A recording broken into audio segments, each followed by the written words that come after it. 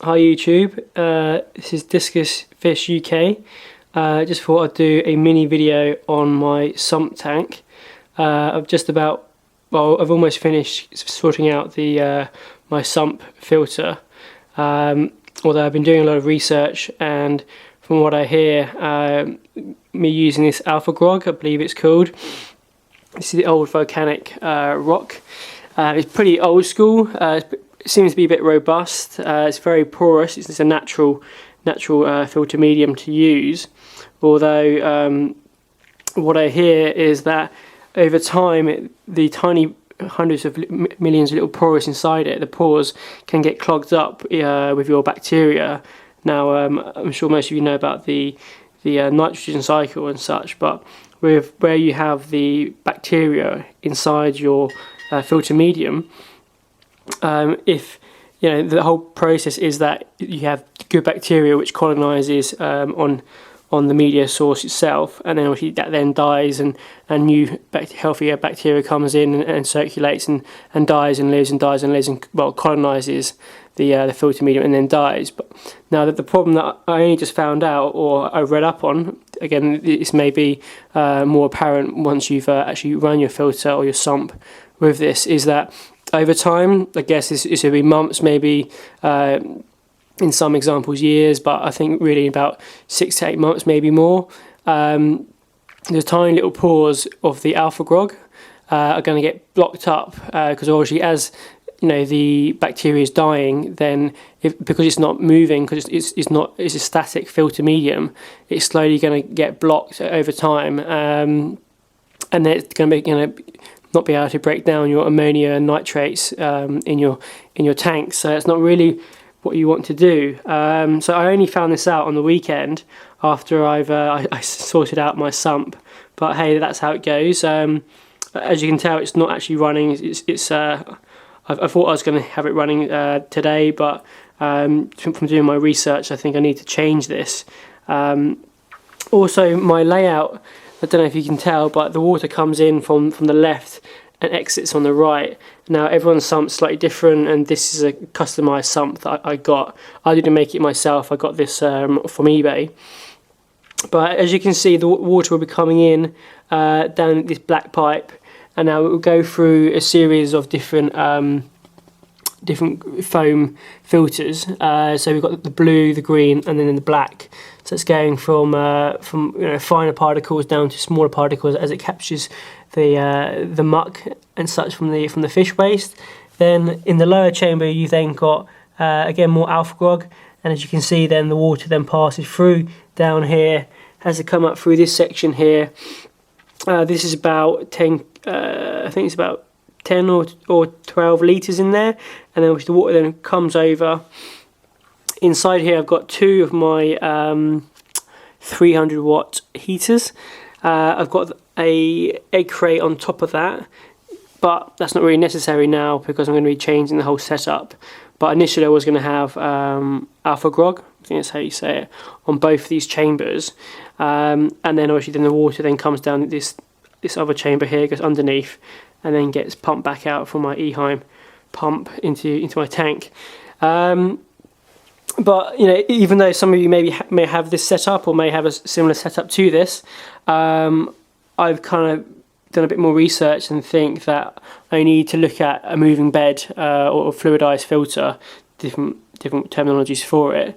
Now what I kind of come up with is I'm interested in using K1. Some of you may be familiar with that. It's a plastic filter medium, and my idea is to have it in the first chamber here, so that as the water naturally falls down from the main tank, there's already going to be motion in there, so there's going to be natural movement occurring in this very small chamber here. So hopefully I'm looking to that, again it's about 7 litres, so I'm looking to stock that up with about 5 litres or less, more or less, of K1. So that'll be a motion chamber in there. Then I'm going to move this Alfagrog and place it into the next chamber. So this chamber I'm then looking to completely fill with foam. Or it's not necessarily the same. as Alfagrog. Could argue it's not as good, but that's my research has is kind of suggested, and I'm looking to experiment anyway. You know, there's no perfectly right setup for everyone. Everyone's got a different setup for their sump. So here I'm going to have foam, and then here I'm moving this Alfagrog into this chamber here. So we're going to have K1 moving here, foam in this section, and then the remaining Alfagrog again with my two heaters, and then obviously this I'm just leaving that.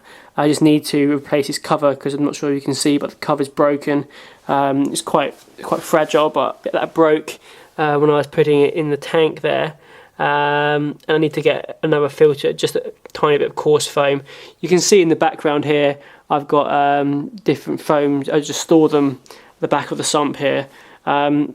It's also good, I think, to have, you know, my own personal recommendation, to kind of have a lid, or glass lid or container if you can, on top of your sump, because again there's lots of heat coming from this, 28-29 degrees more or less depending on your own setup, and obviously you're going to get a lot of humidity rising through, and you know, you can be, you know, some people don't mind about it, but I don't want to have my heat obviously coming out. I want all my heat to be remaining in the water, so that's why I've got this on here to try and keep the heat as much as possible inside the sump and as much as possible in the tank.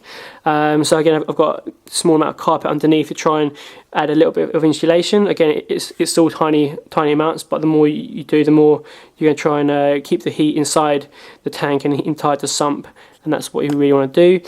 And again, at the back I've got my my foams, as you can see, and it's more like storage, but again it's going to add more heat. It's going to help hold the heat in, hopefully.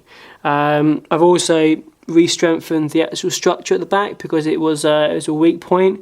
This is obviously a second-hand unit, so there was a bit of water damage, and I just wanted to make sure, absolutely certain, that it was going to be tough. So I've added some more wooden frame structures to the back, because initially it was just the sides and the back piece that was taking all the weight. And this is I think it's a total of 400 or 450 litre tank, so there's an awful lot of weight. It's again 400 kilograms or more.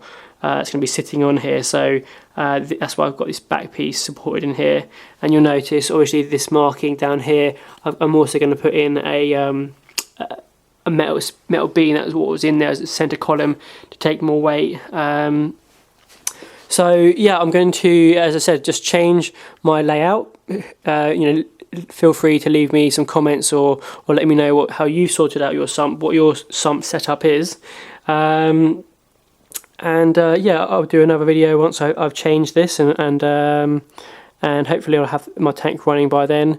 I just need to, as I said, get the cover case for my Eheim pump. I think this is a 1200 litre sump, and then that's a 90mm hose going back out. I've also got a timer that I'm sorting out for the lights for the main tank. This is going to be having discus in, which I hope to get hopefully by Easter, but as you know, you've got to mature these things properly and have really good water conditions. So I'd love to have them now if I can, but you really need to be patient and have the conditions just right, or at least that's what I'd like to do. I don't want to spend hundreds of pounds and then not have the right water conditions and mess up my discus. So yeah, anyway, I think I've rambled on enough there. Let me know your comments and or share, you know, post to your videos or your pictures on your sump, and I'll catch you next time. Okay, thanks.